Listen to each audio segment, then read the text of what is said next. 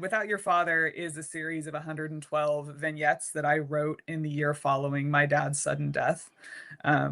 It wasn't something that I ever intended to be a book. It was just kind of what started coming to me after that. I was 28 when he died, and it was the most just earthquake of an experience that I'd ever had. And so I just started writing all of these things, and every one of them begins with the phrase, "When your father dies."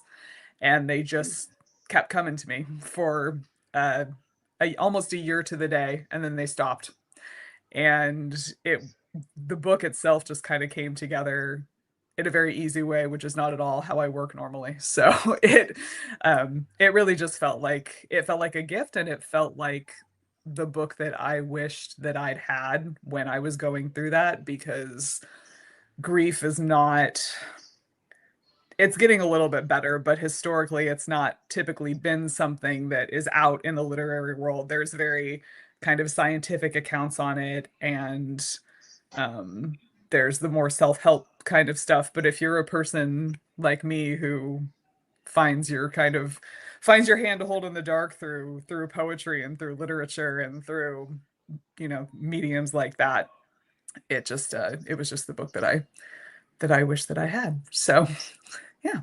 So that is that. It has a short introduction, and then every piece is anywhere from a couple sentences to a page. So I'm just going to read the intro, and then I'll read a few of those. Drink some water first.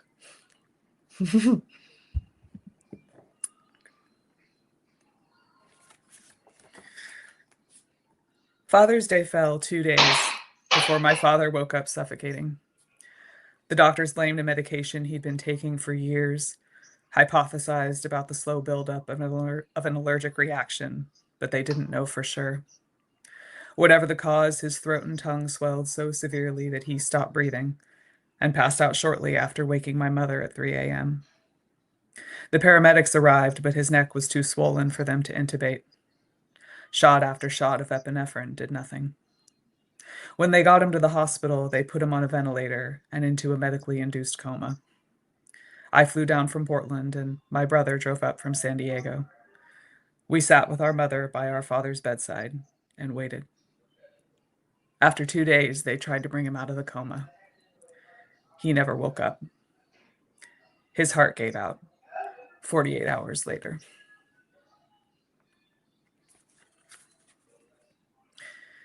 When your father dies, your chest splits open. The devil takes your ribs and leaves your lungs exposed. You wonder if security will still let you on the plane.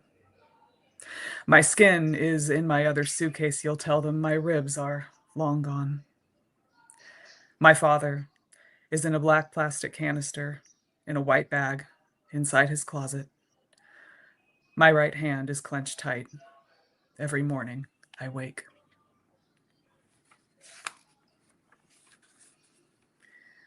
When your father dies, you are no longer yourself.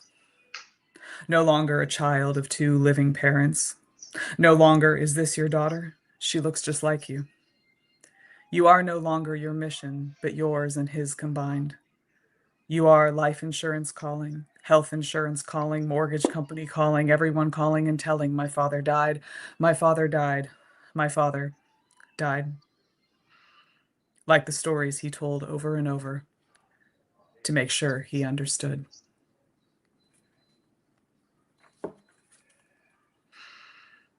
When your father dies, how are you?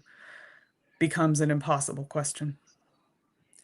You pull out the bottles of alcohol he kept hidden in his workbench, behind drill sets and cans of screws, and dump them down the sink. People ask you what you need, and you tell them you don't know.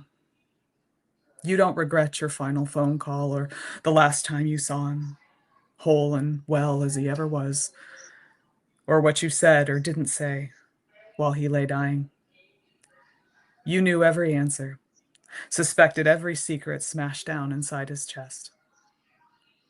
During the slideshow at his funeral, Don McLean's Vincent, Starry, Starry Night poured over shot after shot of your father's face.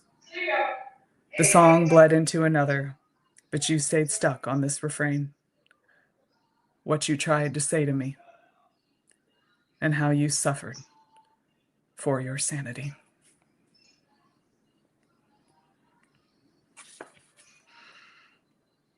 When your father dies, you lead a book club on C.S. Lewis's The Problem of Pain.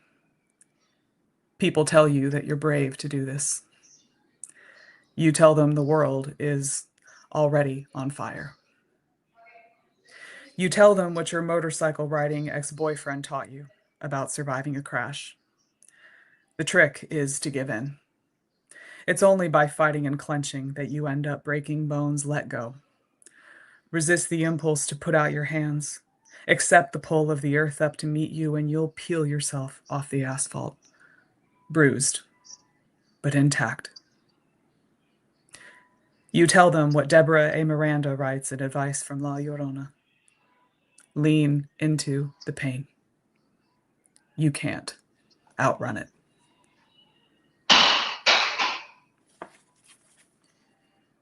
When your father dies, the world fills with water.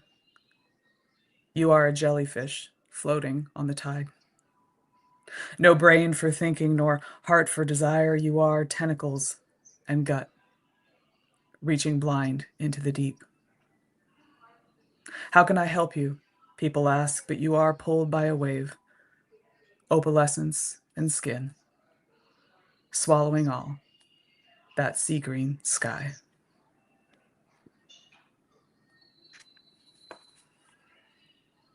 When your father dies, your father dies. Your father has died. Your father is dead. You can say it over and over in every possible iteration, but not once does it ever sound true.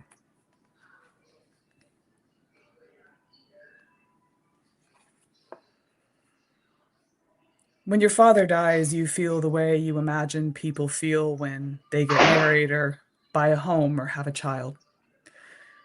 You are suddenly now forever, irrevocably adult. You can't pick up and move to Iceland on a whim. You can't quit your job and take off in your car, no purpose other than to drive.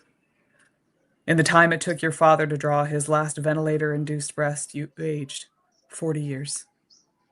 You can see it in your eyes, the way you see it in the gaze of the airport security guard who checks your ID, looking from you now to the 23-year-old you on your license and back. It's me, all right, you want to shout at him. It's me. And it is.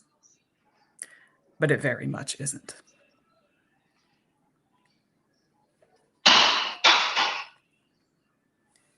When your father dies, you bleed purple and gold.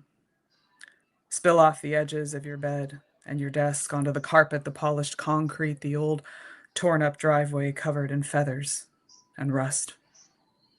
You breathe meringue and ashfall, drink the river water, sparkling green algae and bronze. You sprout wings and fly downstream, collecting guitar picks in your talons.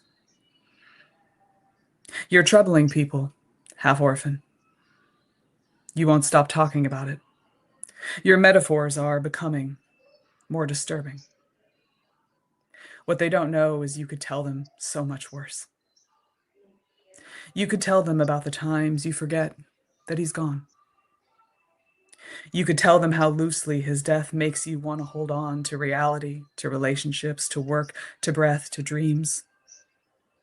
You could tell them the thought that strangles you every unexpected moment, shoves an Auburn ocean down your fire-breathing throat. When your father dies, there is no getting past it. You live in a different world now.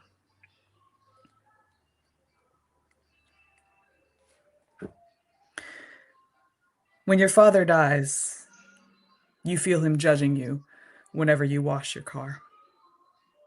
If you want it done your way, you tell him, then you shouldn't have died. You can just see the look he would have given you. Add this to the list of things you've learned since his death.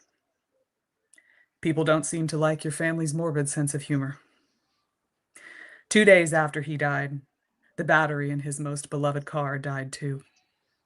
Dad took the Acura with him, your mom said. And only she, you, and your brother found this amusing.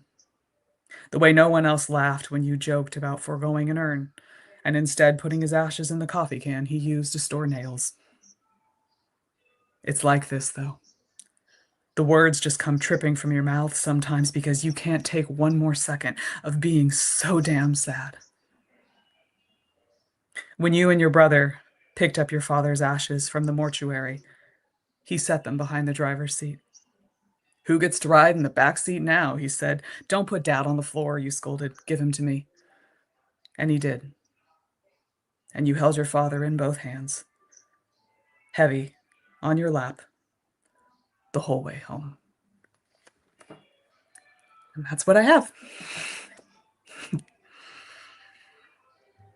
Such beautiful, beautiful vignettes